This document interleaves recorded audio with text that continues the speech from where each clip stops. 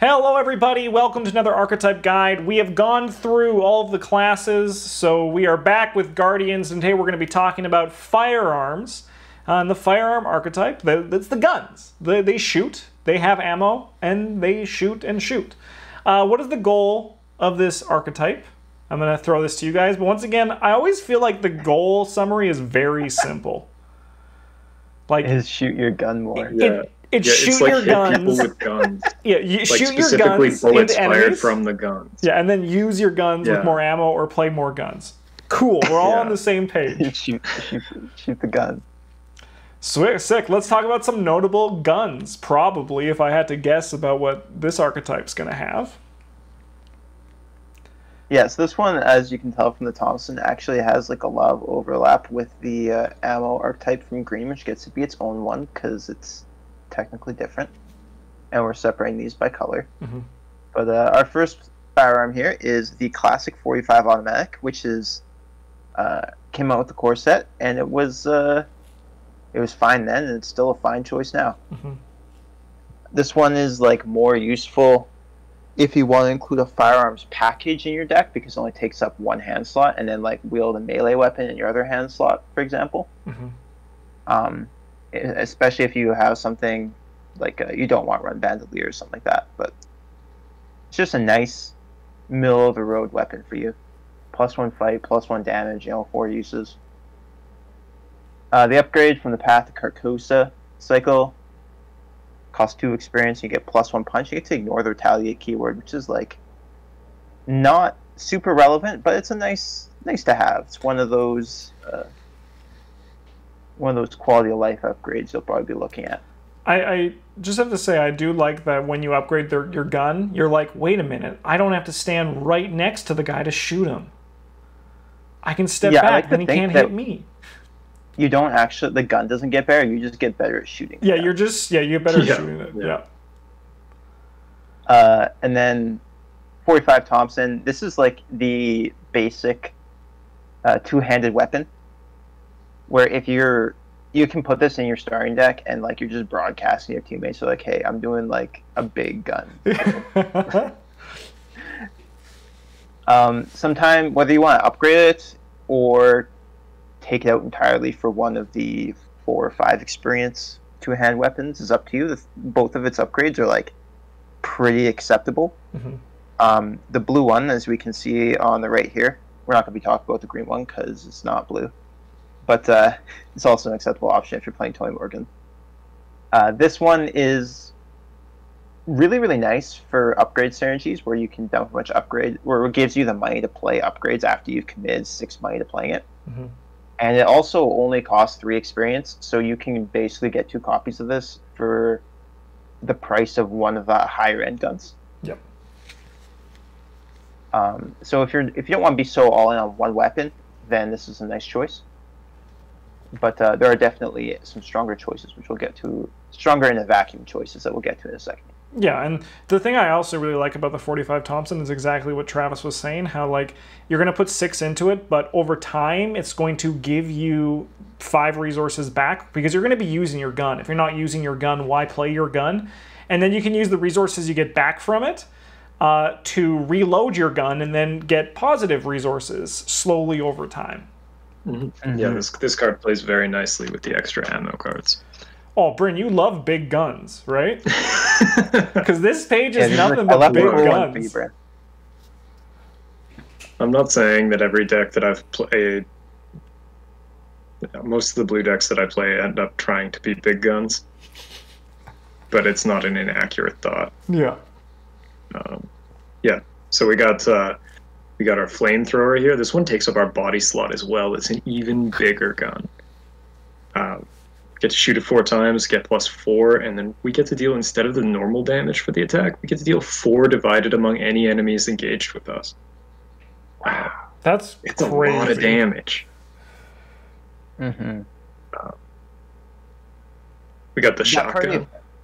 Part effect also like addresses an issue that the big gun archetype has, where they're like fantastic boss killers for chunking down, like 5 to 20 health enemies, But like when you got a bunch of rats, it feels really good. It feels really bad to be blowing them up with your shotgun. And the flamethrower is like nice in that you can just burn down the big enemies, but also you can, especially if you have some soak to take a hit or two while you accumulate them, then you can just like torch a bunch of the little baby enemies too. People who not feel like you're wasting your ammo. People who are new to the game might also be wondering what we mean by big guns. Like, these guns take up 2 hands, they attack a lot, they cost a lot of experience, and they do lots of damage. They're guns, they fit in the firearms just the same, like all guns kind of like work the same in this game, but big guns is our shorthand for the guns that are big and do exciting things. Yeah. They're physically larger than the other guns. They're like smaller guns, but bigger. Yeah. In like every possible sense. Bryn, I'll pass to you to shotgun to keep going.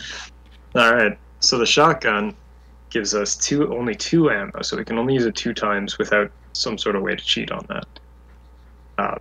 But we get to spend 1 of the ammo, fight, get +3 for the attack. Instead of its standard damage, it deals 1 for each point we succeed by to a maximum of 5. 5 is like a lot of damage. So a lot of the time, if you shoot a boss monster with this twice, they're almost dead. They could even just be dead if you're playing on a lower player count, like 2. Yeah. If you're 2 or less.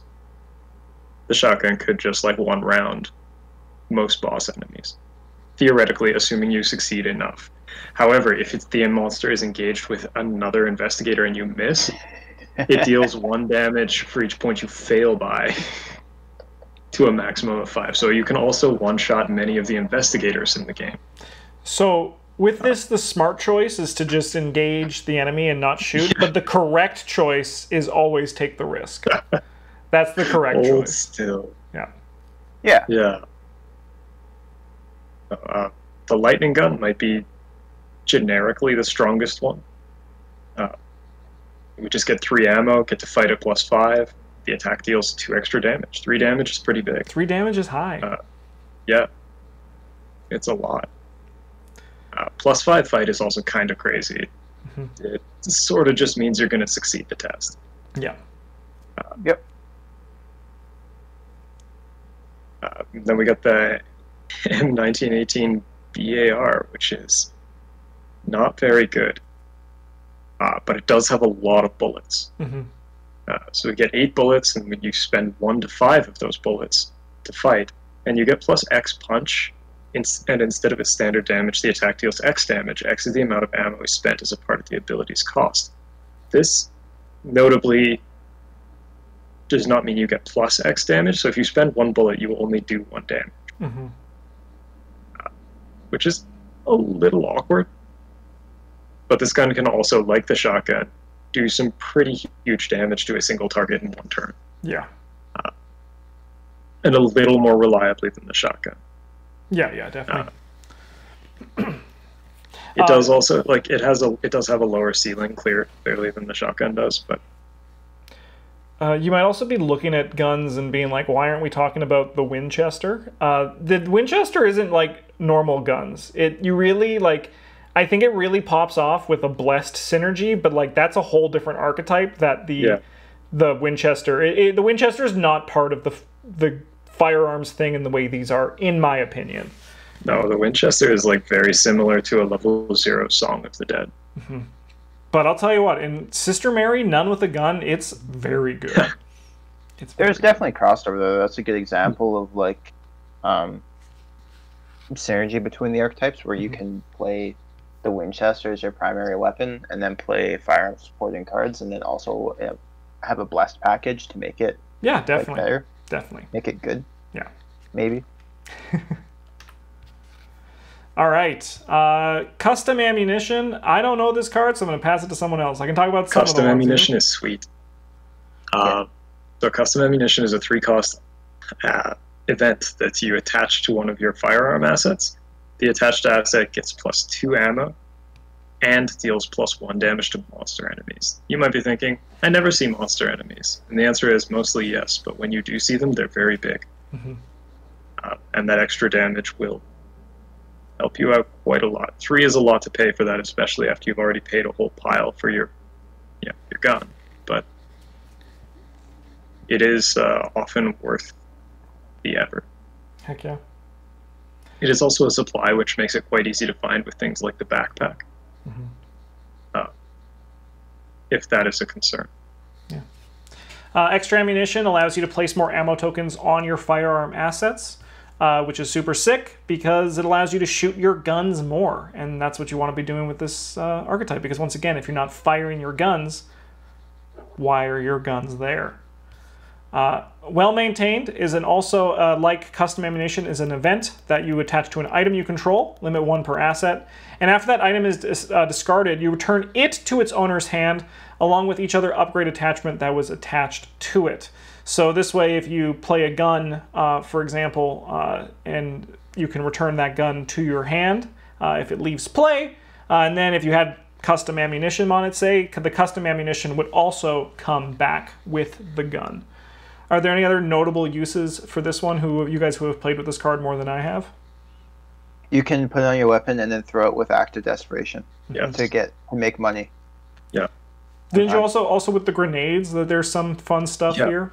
Yeah, the grenades discard themselves when they're empty. So well-maintained is basically just another copy of grenades that doesn't cost 4 XP. Nice. Which is pretty handy. Then we got Venturer, which you can spend a supply and exhaust him to place 1 supply or ammo on an asset controlled by an investigator at your location. This guy's a good way to get your money. It's a bit annoying that he says you can have 1 bullet a turn, as Bryn always says. But Venturer definitely does provide not only soak, but also just more bullets for your guns, which is, once again, important because you're going to be firing your guns a bunch with this archetype. Oh, I know one of these cards. Yeah, so the first one we got here is Eat Lead. It's a level 0 version from Return to Carcosa, and a level 2 version was actually printed beforehand in the proper Carcosa cycle. So the level 0/1 costs 1 to play. It's fast. You play it when you use a firearm. You spend 1 additional ammo from that asset, and you get to reveal an extra Chaos token. You choose one to resolve, ignore the other. And then the upgrade version costs 0 to play, and you can spend X additional ammo to reveal X additional tokens. This one's really nice for boss fighting. When you're fighting a boss, especially with the shotgun, to try and get the best result possible. It's got some other uses in that can help you dodge retaliate triggers. It can help ensure that you don't blow the crap out of one of your teammates. It's a nice card to have. The bonus that it's got going for it as well is that it's a tactic, so you can stick to the plan and just let it sit there until you need it as an emergency. The spending additional ammo can be a little bit tough sometimes, but it's pretty reasonable for what it does, I think. Yeah, it's as Travis was saying, this isn't really something you want to be doing on just like, here's a rat, I want to shoot it. This is like for the big dudes you need to defeat ASAP to not die or complete the scenario or get juicy. Yeah, if you're ever doing one of those tests where you're like, man, if I fail this, I'm gonna die. Like you should probably use your E-Lead on that one. And use as much ammo as you feel is necessary. We got Warring Shot here. This one also costs an ammo from a firearm you control. It moves all non-elite enemies at your location to a connecting location, and this attack does not provoke attacks of opportunity. This one can be like... This one's kind of cute, a lot of the things that you can do with it.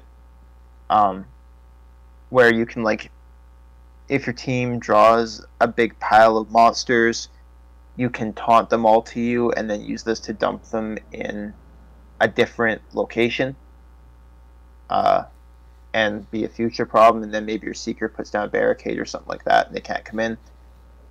You can use it to, or you can play like on the hunt to ensure that you're getting a monster instead of a test if you're like really in dire straits, and then again use this to not have to deal with it, to basically buy yourself a free turn. 2 actions. You can play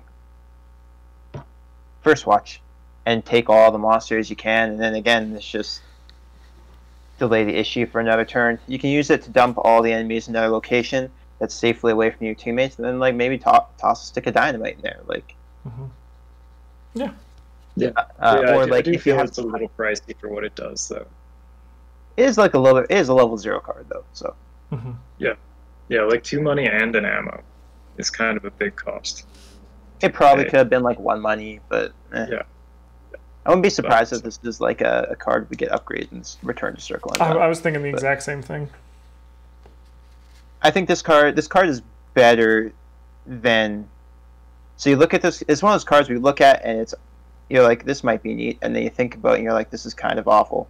And then if you think about it some more, you're like, okay, like it's got some niche uses, but yeah. And Justin, you can talk about this one. Yeah, reliable. I like this card. It's fun. I've never put it on a gun, but I imagine it would be pretty good on a gun. So you attach it to an item asset you control. It's like the other upgrades where it's an event. And while resolving a triggered ability on attached asset, you get +1 to each of your skills. So now for example, your upgraded automatic. If you wanted to put it on that, you now get +3, which is honestly, you're gonna probably succeed with a +3 to your skill from that ability. I really like reliable. It's really fun. It's really cute, and I think it's especially if like you can also then with well maintained return it to your hand after and put it on something else. There's a lot of cute things you could do with this. Yeah, it's just a solid. It doesn't look like much, but it's a pretty solid upgrade. Yeah. Yeah, it is. You could put it on the lightning gun for +6, baby. Oh, he's unstoppable. Play teamwork and give it to your seeker. Like, go shoot that man. I mean, even like realistically, like you put this on the shotgun, like the reliable shotgun, that's automatically probably going to be +1 damage unless like you suck. So just don't suck. Thanks, Justin. Sound advice. Yeah, this is why I write the just don't draw the bad shits. That's my biggest advice to new players. What does this synergize with? Travis, I'll take you the first one because you've kind of been talking about that the whole time, the rogue synergy. Yeah. So there's actually like a lot of rogue cards, as you can see in the deck that I have built for this one, that interact with ammo or supply in some other cases, but mostly ammo for this video, which is really good because you pay lots of experience for your gun, and then you play it, and then you shoot the 5 or 6 bullets, and then you play Swift Reload or something like that to get your 6 bullets back. And it's like you played another copy of your lightning gun, except you didn't have to pay 5 resources for it or whatever. Heck yeah. Yeah, it also helps, like, a lot of the really hardcore, or not hardcore, but like devoted big gun decks will be either like Leo Anderson or Tony Morgan right now, just because the firearms ammo are so intertwined. But it's definitely possible. Like you should experiment with firearms just as a package in other Guardians as well. Yeah, definitely. It also synergizes with card draw and card search. This might sound stupid because like every archetype really benefits from like drawing cards and searching your deck to find cards, but with Travis's notes that he gave me, it's very true. Like you're gonna have expensive cards that cost a lot of money, but also costed you a lot of experience. So you want to be sure you can find those cards and play those cards to be able to take advantage of your deck. While every deck wants to have resource generation and card draw, you definitely want it with this to be able to do what you're doing. Because if you're a big gun deck and you can't find your guns or play your guns, it's not a good time. Like let's just ask Bryn as he's Leo Anderson. Yeah, like what are you doing if you can't do that, right? Where are you contributing to a team? The answer is nothing. The answer is pretending to be a tree. Yes, you are a very good tree. Yeah. You are a very good tree. Yeah. But yeah, it just being able to find your expensive cards and then also your cards that refill your expensive cards. And I'm talking like expensive also is on the victory point, because that is a resource you put into the game, and being able to take advantage of it and make sure you have it, it means your deck is actually living up to the experience value you put into it. So, Travis, Yeah. we're going to throw the ball to you, and you can talk about this week's Archetype deck for Firearms. Okay, this one cost 1 million experience, as like you would probably expect it to. I think it's like 38. It looks like. Ooh, I did not put the experience for Shotgun, but we saw it earlier. We know how much it costs. Yeah, there isn't a level 0 version of Shotgun, so. Yeah, like a lot of this stuff, some of the stuff is like a little bit superfluous. Like you don't need the Ace of Swords, you don't need the Safeguard, you don't need the. I mean, you should have the level 2 Bandolier. Yes. Yeah, it turns The out. lead you could probably get away with being level 1. Like there's some corners you can cut, and there's also solid options to get that extra experience at lower levels. Like Leo Anderson, I think Leo Anderson's big gun deck is pretty much the only one that can effectively use I'll See You in Hell, or at least consistently use it. You can also be running Charon Zobel as a way to pick up some extra experience too, or just have your Mystic run Delve Too Deep. I think Travis meant that God Sword the Man. Yeah, that one. Yeah. Thank you. Yeah, for the most part, we got 45 Thompsons here to take care of just like little to average enemies. Our Shotgun's our boss killer. Lucky Cigarette Case is here as economy, as well as the easy marks, also economy, emergency caches. There is a stick to the plan package because, as noted earlier, consistency really is important in these kinds of decks. And if you're building this deck specifically, you would put the Ever Vigilant, the Eat Lead, and 1 copy Prepared for the Worst under that probably. You do have some other options as well. Like you could put the Swift Reload if you really want. You could put a Contraband or like Emergency Cache if you're feeling it. But the goal of this deck is basically you want to have your Shotgun play, 45 Thompson, Bandoliers, ensure that you can hold them both, especially the Shotgun until you need it. Yeah. And then a boss shows up and you just nuke it. You just blow the piss out of him. Yeah. You use your Eat Lead to make sure that you're gonna kill him, and then you do it. I mean, that's what yeah, else like do you need for that, yeah? The 45 Thompsons are gonna get supported by the Venturers, the Contrabands, and the Swift Reloads, so that you just never run out of ammo on them, and you don't need to feel. And then like spending the actual money, or spending the ammo on the Thompson gets you money, which you can use to play those cards. So it's like kind of free. Also worth noting that when you spend ammo from the Thompson from anything, like for your Eat Lead, you still get money for that, which is kind of cute if you really need the money in a pinch. And then yeah, there's just a small little ally package here because you are playing Leo, and you should probably have some kind of ally thing going on. Beat Cop's good, and Venture again just keeps your guns full. Inspiring Presence, real good with Beat Cop. I like that a lot. Take the Initiative means that you can just muscle pass those brain tests. Foot tests are gonna fail, and that's life. But yeah, oh yeah, you just accept that as Leo. You're an old man.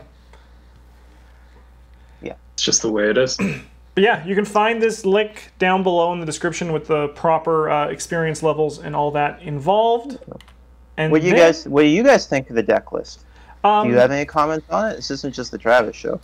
This archetype, it doesn't interest me. I think there's a lot of good things and a lot of good power involved in it. I do think the 45 Thompson and the Shotgun, I agree the Bandolier is a must because you want to have your guns out at all times. I think Lucky Cigarette Case is also really sweet as a card draw, because that's the one you draw a card if you succeed by 2 or more, right? Yes. That's great because you're going to be attacking really high, and like just picture with your 45 Thompson. Here, I'll go back to the deck. Your 45 Thompson, you shoot a basic rat or a basic cultist. You get the money back, and you also can then use your Lucky Cigarette Case to draw a card. Like, that's a good time. Not to mention, with the Bandolier as well, your brain's going to be at 5. So, like, you're pretty set for the Mythos deck as well. How about you, Bryn? Any comments? I like the green gun stuff better than this one. so Yeah, that's this not is a exactly blue helpful. Archetype guide. Yeah, although if you are playing the stick to the plan package, there's a whole lot of cool stuff that you can stick to the plan for guns that aren't just like the standard utility emergency cache, ever vigilant, and like prepared for the worst. Swift reload is a tactic, and so it can be stuck under stick to the plan. Extra ammunition is a supply and can be put under stick to the plan. If you're trying to kill lots of monsters and you find the two damage of the Thompsons to be not cutting it, then instead of one of the swift reloads, you could play one copy of the blessed ammunition, the custom ammunition. It is a supply. You can stick it under stick to the plan. I would never buy more than one copy of it. Yeah. That's what stick to plan enables. It's those one-ofs like ever vigilant that you just need to get yourself going, or like that niche thing. Another thing about that's great, as Travis was saying, Tony Morgan and Leo Anderson are your big guns, because also like with Leo Anderson, he has his Ace of Swords and a Beat Cop out. You're now attacking at 6, which means you don't even need to use your guns on some super small enemies. You can just literally punch them to death and save your ammo for the big guys that show up. Yeah. I think I do think the cool thing that the blue deck has going for it is its ability to easily access whatever tactics you want to use. Yes, definitely. For your guns with stick to the plan. If you wanted to play like warning shot, you could. I played a Mark Harrigan deck with stick to the plan that utilized not so much the firearm side of things, but like definitely the upgrade package. And I was playing. So I put like well maintained on an enchanted blade, and then after I ran out of charges, I'd throw it away with active desperation. And then I think it might have been a different deck actually. Now I'm thinking of. I definitely played a deck that was playing like marksmanship. Under stick to the plan. Yeah, which marksmanship is a cool one. Yeah. Anyway, there's lots of cool niche things that you can do with stick to the plan. There's lots of cards that enables just as a toolbox thing. They're cards you wouldn't want to draw a lot of the time, but when they're good, they're really good. Heck yeah. So. Yeah, if you're using Venturer as a piece of your extra bullets plan, you could play the upgraded emergency cache that allows you to put supplies on your assets, because then Venturer can turn those supplies into bullets. Heck yeah. And that could also, again, be stuck under stick to the plan, but be more generic than just the extra bullet cards. I could probably talk about stick to the plan options. Yes, stick to the plan. Actually, a sick, so sick card. I'll stop. But yeah, that is the Firearms Archetype for Guardian. Next week, we're going to be talking about Seeker. So if you have any Seeker archetypes you want us to talk about, please let us know. We record these videos every week, so we do have time to react to the comments before we do the next video. The next Mystic one, we have a lot of people talking about Mystic archetypes they want to see, which makes sense. Mystic has some of the more exciting archetypes. So I know people want to see Doom or Token Draw Matters. So let us know in the comments, because it influences what we're going to do. And then in the other colors as well, keep those recommendations coming. Thanks for watching, everybody. Have a good one, and see you all next week.